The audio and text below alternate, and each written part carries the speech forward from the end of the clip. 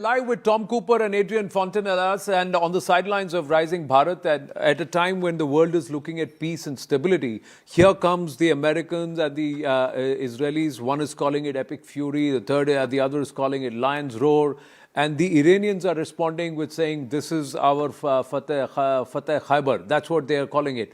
But how do you see this response that I don't like the mullahs, I don't like the regime, they don't listen to me, so I'm going to blast them out?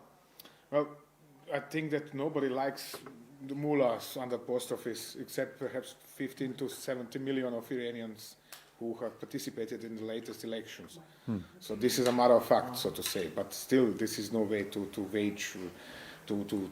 run international diplomacy. This is simply just Trump saving private Netanyahu this time, from my point of view. Now, why do you believe that Trump is saving private Netanyahu? Because it's America that's leading this one, contrary to the 12-day war. It is enough for Americans to become directly involved in a war in the Middle East on the side of Israel. This is something Israel is daydreaming about for 80-something years, longer than Israel exists. There is, I think I mentioned this a few days ago in another interview, there is official documentation in the U.S. National Archives that Zionist leaders of what became Israel were originally planning to get the USA involved in fighting wars for Israel, and that was back in early 1948. Yeah. And now they have realized this plan. After all the time, the USA is fighting directly a war in favor of Israel. Yeah, that's also because they wanted to say death to Jews, death to Israel. That was a call that's been given by the Ayatollahs for the last 47 years. No doubt about this, yes. Yeah. Sorry. Adrian, your thoughts? No, you're entitled to your views because everybody is quite divided about what's going on in this space, because India has a huge Shia population, and for them, Ayatollah Khamenei is the spiritual head. There are a lot of others who say you could have looked at peace and Trump can't just bully his way everywhere. But there are others who say, hey, who's sponsoring the Hamas? Who's backing the Hezbollah? Why is it that these proxies have been trying? Who orchestrated and celebrated October 7 and the massacre of Jews? And who's doctrined the fact that all Jews must be wiped out? So if you take a position like that, there will be others who will say, all right, you're going to wipe me out, I want to wipe you out first. Where do you stand on this? I would say, fortunately, the international law is quite clear in that regard. That is, you are not allowed to invade or strike militarily another country as long as you do not face real imminent threat. That means, according to international law, for example, if the Iranians had 1,000 missiles ready to be fired against Israel within the next 2 hours. It is correct for the Israeli to strike these missile batteries. But it is really last ditch counteraction which is authorized by the international law. This was obviously not the case, and we perfectly know that there was this massive US buildup in the Middle East since at least 2 or 3 weeks. So it's quite simple. We are in a case of violation of the international law from the US and the Israel, because although they said they were preempting some action by the Iranians, but we have really absolutely no evidence that the Iranians were on the verge of launching an attack, an imminent military operation. But that is tactical, right? Now, immediate tactical development. But gents, understand this. Iran was trying to go nuclear. That's the biggest threat. There's no evidence. Yeah, that's the biggest perceived threat. One. They repeatedly said, don't enrich your uranium, but they claim they've enriched it 60% already. Now, the moment Iran goes nuclear, what happens to the neighboring regions? All of them would have wanted to go nuclear. Israel would have been the first to say, I want to go nuclear. But Israel is already nuclear power. Yeah, so but they would have had to declare it then openly. Well, they wouldn't. Obviously, they wouldn't, because they are nuclear power already since at least 1967. If not longer, since 1976, they have run a test in Southern Atlantic.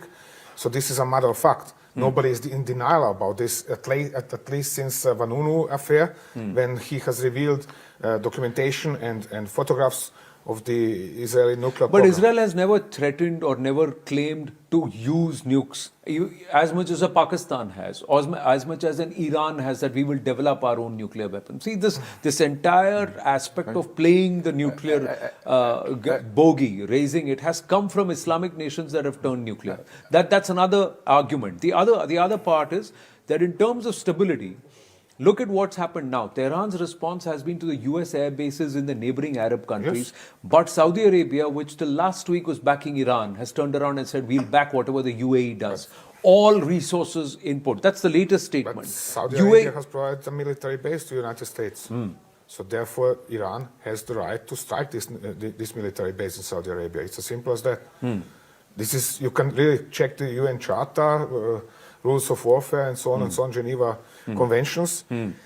There is a U.S. base, Prince Saud or something, air base, not coming to my mind the precise designation, full of B-52 bombers and tanker aircraft. So Iran has the legal right to strike this air base in Saudi Arabia. Yeah, so they have struck all the air bases. In fact, the Iran's foreign minister Abbas Araghchi has spoken on phone with his counterparts in Saudi Arabia, the UAE, Qatar, Kuwait, Bahrain, Iraq. He's spoken to all of them and said that, listen, hey, this is what's happened. This is why we have done whatever we have done. He's described the US and Israeli strikes as a flagrant violation of the fundamental principles of UN Charter, just like Tom, you were saying, and a clear crime against international peace and security. But what the Americans and the Israelis have turned around and said is, we need this regime change if there's got to be stability in this region. Do you buy that or not, Adrian? I'm foremost an historian, so let's say that the previous attempts of regime change were not very successful, to say the least, if we think about Iraq, even Afghanistan, Libya. So I would be quite careful with this kind of line of arguments that some sudden and magical regime change in Iran will put an end of every problem in the Middle East. I mean, it's a theory which was not very well demonstrated in the past. Besides, where do they, when is enough? This is something the Arab governments are all asking already for 2.5 years. When is enough? They have, Israel have bombed Gaza Strip, Lebanon, Syria, Yemen.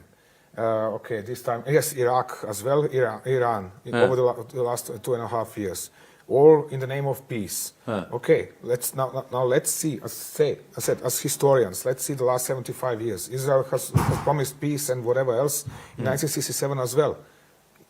Did that result in any kind of peace? In 1982, again, when it invaded Lebanon. Did that result in any kind of peace? No. It resulted in 20 years of occupation and even more war. The same with Gaza Strip, which began in 1967.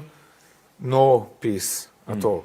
How many ceasefires with Hamas, with Hezbollah, all were violated by Israel, not by Hamas or by Hezbollah. So therefore, when now somebody comes here and promises, oh, we are going to bomb another country just in order to make peace. Sorry, that is making me very, very skeptical. Very, very skeptical. Ro Khanna has just tweeted saying that Trump has launched an illegal regime change war in Iran and American lives have been put at risk. Congress must convene on Monday to vote on a WPR that's mooted by him and Thomas Massey. Every member of Congress should go on record this weekend on how they will vote. That's what they are coming out. So there's politics, there's resistance within America also for a war like this. But somewhere, what do you think is the compulsion? The other part is, and interestingly they're saying, if this continues, then that Strait of Hormuz gets choked.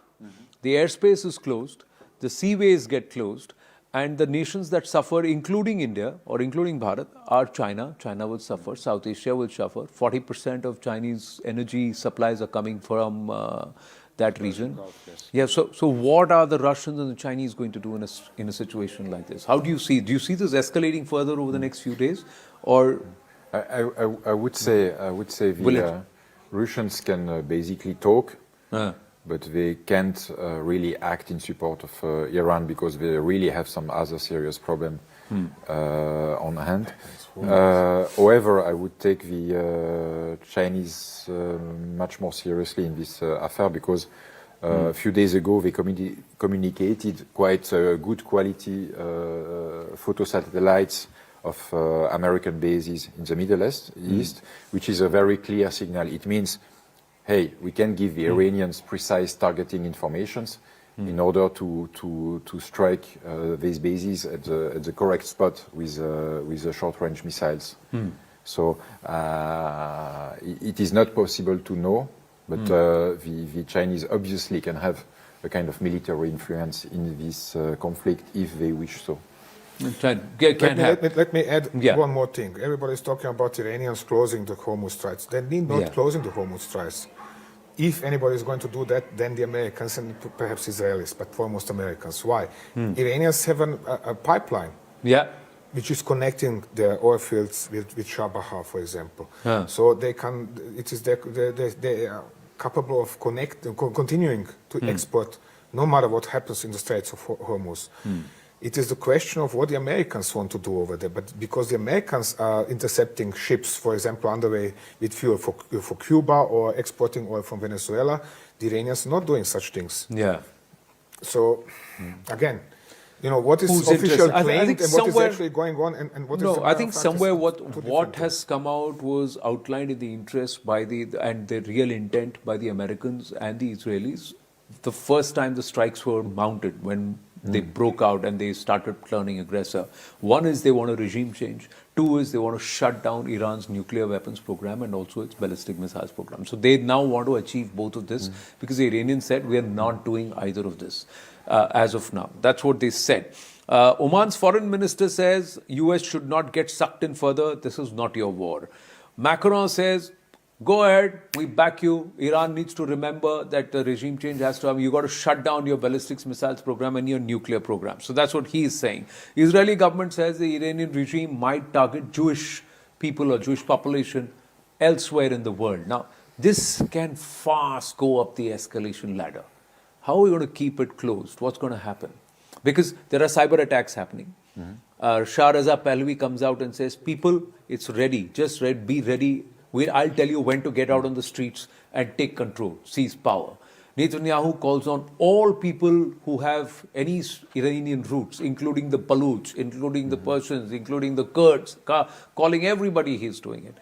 So they are trying to create a multi-pronged, fast and effective, shock and awe kind of thing.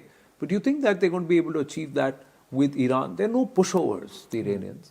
This regime, There is never a way to predict all of this, especially if you take into the calculation the reaction of the Iranian civilian population. But because there is no way to predict this, neither for us, neither for the Pentagon, neither for Tel Aviv, this is no realistic strategy, because you do not count in a strategic action on perhaps it might be, let's hope that the Iranian civilians will do this or that, because